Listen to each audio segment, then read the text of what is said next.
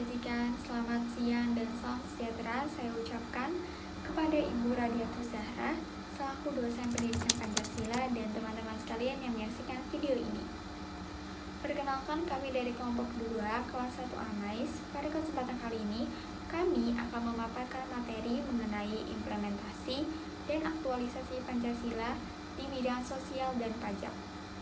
Sebelum kita ke pemaparan materi, izinkan saya memperkenalkan diri dan rekan-rekan saya. Perkenalkan, nama saya Sharon Yusuf selaku moderator pada kesempatan kali ini. Dan kelompok 2 diketuai oleh Arum Sekarmati dengan beranggotakan Faris Fauzi, Nur Azizah, Noval Afif Ramadan, dan Ramadan Ilham Rizwan. Tanpa menunggu lama lagi, mari kita saksikan pemaparan materi dari kelompok 2. Terima kasih Sharon sudah memperkenalkan anggota pada kelompok 2. Baik, perkenalkan saya Faris Fauzi ingin mempresentasikan materi implementasi dan aktualisasi Pancasila dalam berbangsa dan bernegara tentang sosial dan pajak. Baik, pertama-tama saya akan menjelaskan apa sih artinya implementasi dan aktualisasi. Jadi, implementasi adalah tindakan-tindakan yang dilakukan oleh pihak-pihak yang berwenang dan berkepentingan, baik pemerintah maupun swasta, yang bertujuan untuk mewujudkan cita-cita serta tujuan yang telah ditetapkan. Implementasi juga berkaitan dengan berbagai tindakan yang dilakukan untuk melaksanakan dan merealisasikan program yang telah disusun demi tercapainya tujuan dari program tersebut. Sedangkan aktualisasi merupakan suatu bentuk kegiatan melakukan realisasi antara pemahaman akan nilai dan norma dengan tindakan dan perbuatan yang dilakukan dalam kehidupan sehari-hari. Dalam aktualisasi Pancasila ini dikaitkan dengan tingkah laku semua warga negara, baik dalam masyarakat, berbangsa, dan bernegara, serta seluruh aspek penyelenggaraan negara. Nilai-nilai Pancasila sebelum negara terbentuk dasarnya terdapat fragmentaris kebudayaan yang tersebar di seluruh Indonesia, baik pada abad kedua atau pada sebelumnya. Masyarakat Indonesia telah mendapatkan kesempatan untuk berkulturasi dengan beberapa budaya lain. Nilai-nilai dari Pancasila ini perlu diimplementasikan dalam berbagai bidang demi menjaga eksistensi bangsa Indonesia. Pada prinsipnya, Pancasila bersifat humanistik, yang berarti Pancasila berdasar pada nilai yang sumbernya berasal dari harkat dan martabat manusia sebagai makhluk sosial yang berbudaya. Hal tersebut dapat diimplementasikan dengan cara saling menjaga dan menghargai, juga mempelajari budaya antar daerah yang terdapat di Indonesia. Next slide. Nilai-nilai Pancasila yang dapat diimplementasikan dalam kehidupan sosial bermasyarakat adalah yang pertama, ketuhanan yang Maha Esa. Pada sila pertama ini mengandung nilai yang luhur dalam kaitannya dengan ketuhanan, keagamaan, keadilan, dan kenegaraan. Segala hal diatur berdasarkan aturan agama, sehingga pola pikir dan pola adat masyarakat Indonesia harus berdasar pada kehendak Tuhan yang Maha Esa. Pengaktualisasian sila pertama dapat dilakukan dengan menghormati setiap perbedaan, yaitu perbedaan keyakinan yang beragam antar masyarakat, membina kerukunan hidup antar masyarakat yang memiliki perbedaan agama dan keyakinan, tidak memaksakan suatu keyakinan atau agama kepada orang lain, dan menumbuhkan sikap saling toleransi antar umat beragama. 2. Kemanusiaan yang adil dan beradab. Dalam sila kedua Pancasila ini mengandung makna mengenai penghormatan terhadap orang lain, walaupun setiap masyarakat memiliki perbedaan yang beragam. Pengaktualisasian dari sila kedua ini adalah dengan cara menanamkan dan menerapkan rasa toleransi kepada orang lain, menghargai dan menghormati antar masyarakat, dan selalu bersikap adil terhadap setiap orang tanpa membeda-bedakannya. 3. Persatuan Indonesia mengandung makna, yaitu hubungan alamiah antar manusia, bahwa manusia memiliki perbedaan antar satu manusia dengan manusia lainnya. Pada sila ketiga ini, masyarakat Indonesia diharapkan dapat menempatkan persatuan, kesatuan, serta kepentingan dan keselamatan bangsa dan negara di atas golongan atau pribadi. Untuk bisa menumbuhkan perilaku tersebut, maka kembangkanlah rasa kebanggaan untuk bertanah air Indonesia dalam rangka memelihara ketertiban dunia yang berdasarkan kemerdekaan, perdamaian abadi, dan keadilan sosial. Pengaktualisasian dengan cara menghidupkan segala perbedaan yang ada sehingga perbedaan tersebut dapat mengarah kepada kesatuan sebagaimana semboyan negara Indonesia, yaitu Bhinneka Tunggal Ika, yang berarti walaupun berbeda-beda tapi tetap satu tujuan. Sekian penjelasan dari saya. Terima kasih atas perhatiannya. Selanjutnya akan dipresentasikan oleh Nur Aziza. Kepada Nur Aziza, dipersilahkan. Terima kasih Faris Fauzi atas penjelasannya. Izinkan saya Nur Azizah melanjutkan materi presentasi selanjutnya, yaitu pengaktualisasian nilai Pancasila pada sila ketiga hingga kelima, serta Pancasila dalam pembuatan kebijakan negara dalam bidang sosial budaya. Pengaktualisasian nilai Pancasila pada sila ketiga, yaitu persatuan Indonesia, mengandung makna hubungan alamiah antara manusia, bahwa manusia memiliki perbedaan antara satu manusia dengan manusia lainnya. Sehingga pengaktualisasian pada sila ketiga ini dapat dilakukan dengan cara yang pertama, mengembangkan rasa kebanggaan untuk bertanah air dalam rangka memelihara ketertiban dunia yang berdasarkan kemerdekaan, perdamaian abadi, dan keadilan sosial. Yang kedua adalah dengan cara menghidupkan segala perbedaan yang ada, sehingga perbedaan tersebut dapat mengarah kepada kesatuan, sebagaimana semboyan negara kita, yaitu Bhinneka Tunggal Ika, yang bermakna walaupun berbeda-beda tetapi satu tujuan. Selanjutnya, sila keempat, yaitu kerakyatan yang dipimpin oleh hikmat kebijaksanaan dalam permusyawaratan dan perwakilan, adalah demokrasi yang dipimpin oleh hikmat kebijaksanaan dan mufakat. Kerakyatan timbul karena adanya kesadaran bahwa manusia memiliki kedudukan, hak, dan kewajiban yang sama sebagai makhluk ciptaan Tuhan Yang Maha Esa. Oleh karena itu, perlu adanya kesadaran karena memiliki kedudukan, hak, dan kewajiban yang sama.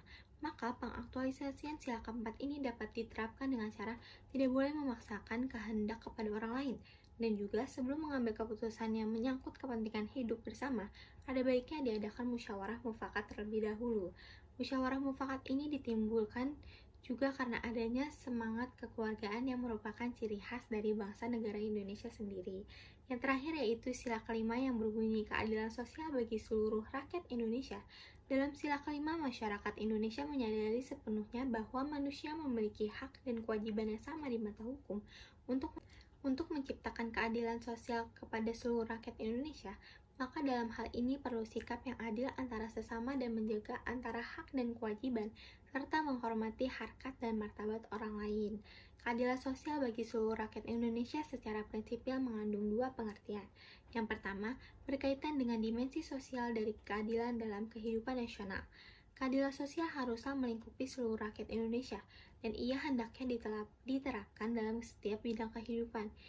Ini berarti bahwa keadilan sosial bukan menjadi milik sekelompok orang tertentu, melainkan berlaku untuk setiap dan seluruh orang Indonesia. Yang kedua, ia mengacu kepada masyarakat yang dapat menjadi subjek atau pelaku dan objek atau sasaran keadilan. Dalam rangka mewujudkan kemakmuran nasional, tuntutan akan keadilan sosial mewajibkan masyarakat dan pemerintah untuk selain solidar terhadap yang lemah, juga mampu menciptakan cara yang adil berkaitan dengan pembagian barang-barang dan pelayanan yang penting bagi kehidupan personal dan sosial rakyat. Dalam proses ini, mereka yang lemah dan miskin harus dilindungi dan dibantu oleh pihak yang kuat, agar yang lemah itu mampu meraih kehidupan yang bermartabat. Tujuan prinsip keadilan sosial bagi seluruh rakyat Indonesia adalah untuk menciptakan suatu struktur yang harmonis dan teratur dalam masyarakat dengan menyediakan kesempatan bagi rakyat agar bisa membangun komunitas yang adil, di mana yang lemah dan miskin memperoleh bantuan yang sah dari pemerintah.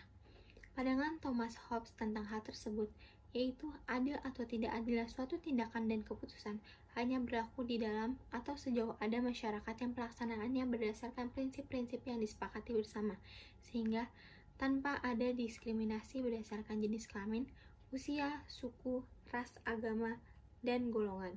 Pancasila dalam pembuatan kebijakan negara dalam bidang sosial budaya dituangkan dalam pasal 31 dan 32. Pasal 31 ayat 1 menetapkan setiap warga negara berhak mendapatkan pendidikan. Selanjutnya, pasal 31 ayat 2 dikemukakan bahwa setiap warga negara wajib mengikuti pendidikan dasar dan pemerintah wajib membiayainya. Pasal 32 ayat 1 menyatakan negara memajukan kebudayaan nasional Indonesia di tengah peradaban dunia dengan menjamin kebebasan masyarakat dalam memelihara dan mengembangkan nilai-nilai budayanya. Ketentuan menegaskan mengembangkan nilai-nilai budaya merupakan hak asasi manusia. Pada pasal 32 ayat 2 menyatakan negara menghormati dan memelihara bahasa daerah sebagai kekayaan budaya nasional. Sekian penjelasan dari saya. Terima kasih atas perhatiannya.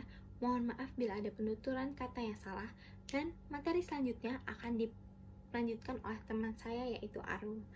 Sekian, terima kasih.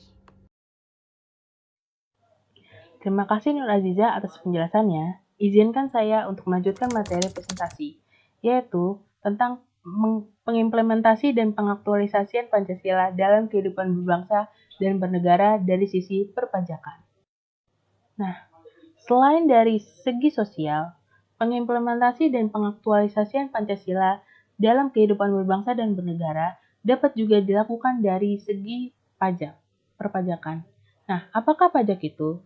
Menurut Undang-Undang Nomor 6 Pasal 1 Tahun 1983, pajak adalah kontribusi wajib kepada negara yang terutang oleh orang pribadi atau badan yang bersifat memaksa berdasarkan ketentuan undang-undang dengan tidak mendapat imbalan secara langsung dan digunakan untuk keperluan negara bagi sebesar-besarnya kemakmuran rakyat.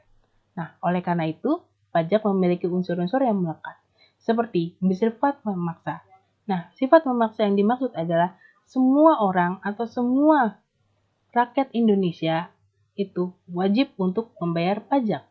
Kemudian, tidak mendapat imbalan.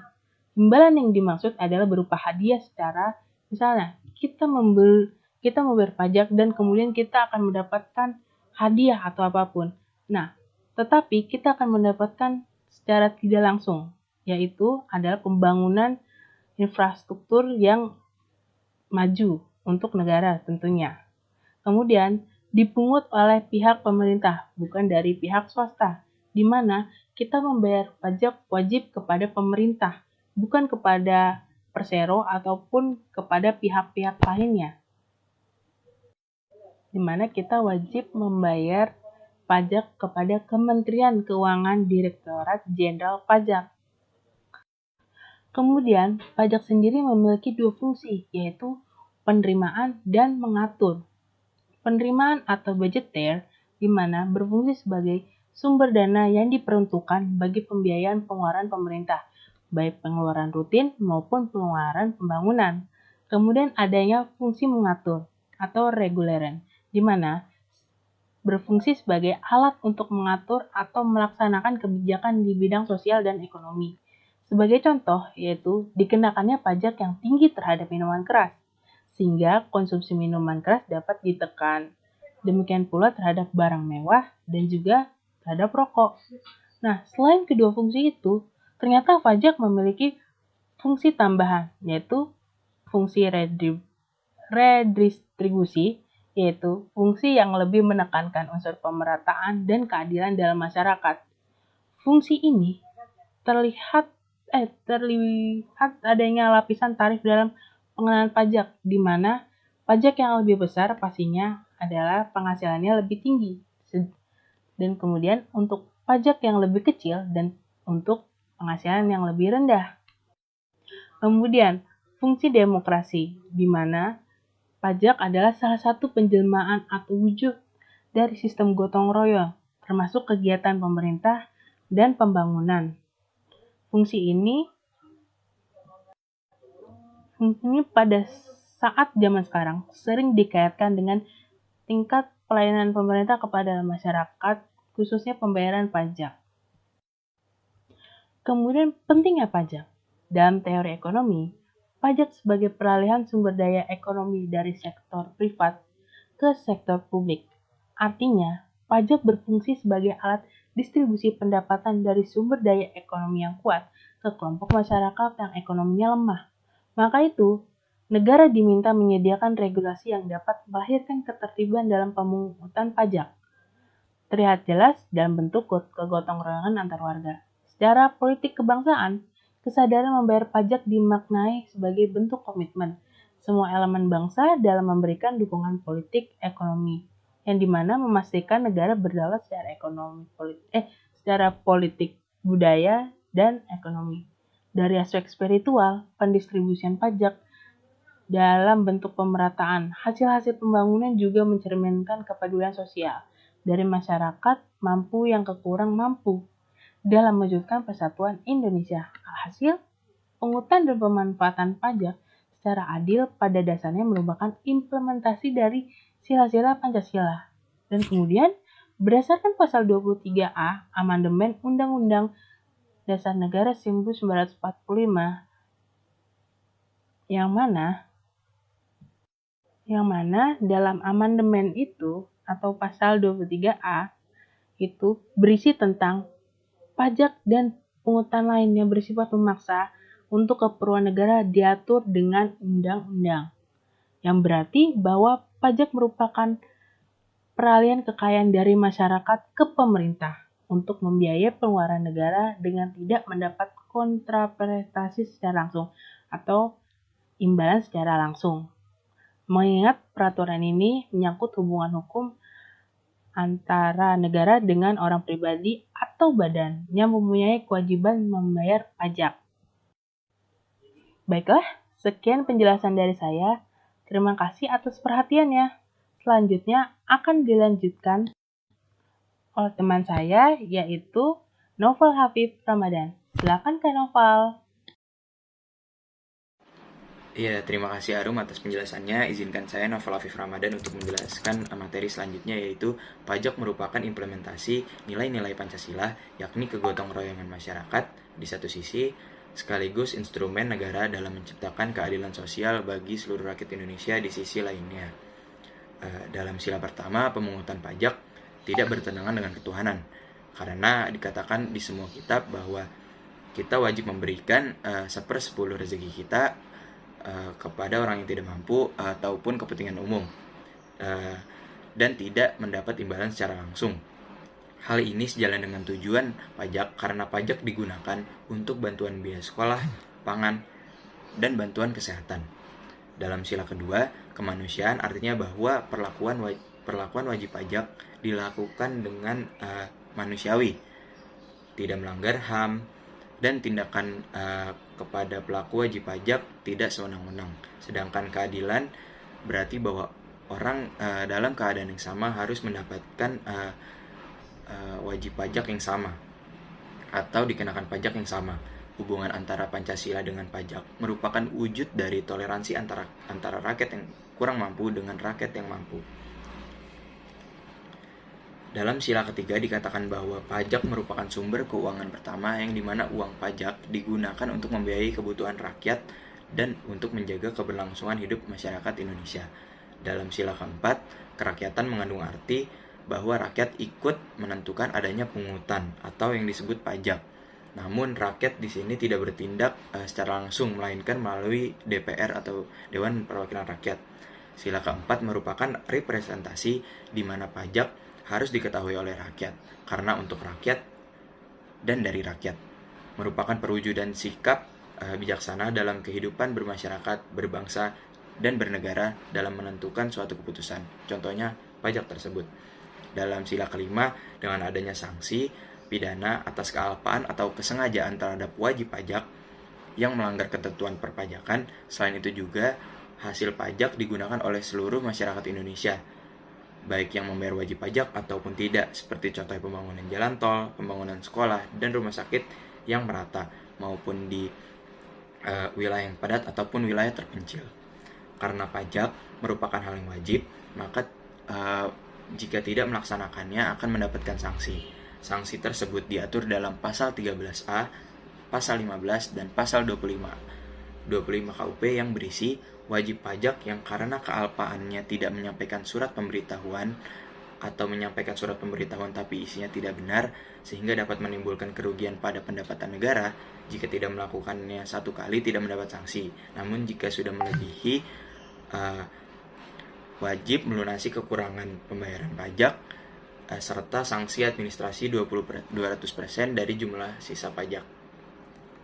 Yang kedua, dalam hal keberatan, keinginan pembayaran dapat ditolak atau dikabulkan sebagian, namun dikenakan sanksi administrasi berupa denda sebesar 50% dari jumlah pajak.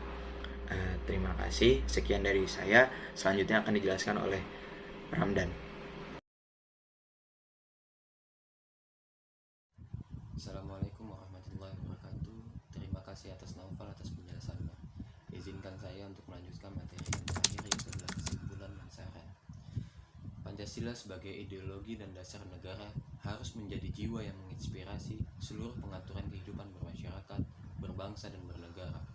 Pancasila terbukti mampu memberi kekuatan kepada bangsa Indonesia, sehingga perlu dimaknai, direnungkan, dan diingat oleh seluruh komponen bangsa.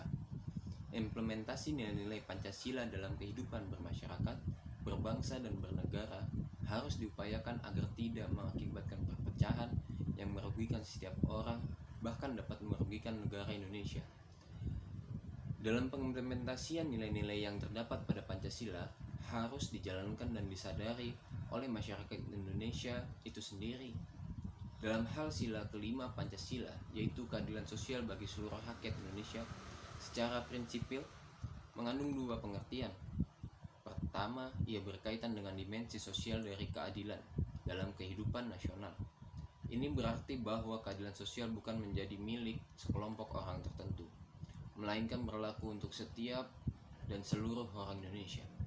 Kedua, ia mengacu pada prinsip keadilan sosial bagi seluruh rakyat Indonesia adalah untuk menciptakan suatu struktur yang harmonis dan teratur dalam masyarakat dengan menyediakan kesempatan bagi rakyat agar bisa membangun komunitas yang adil, di mana yang lemah dan miskin dapat memperoleh bantuan yang sah dari pemerintah.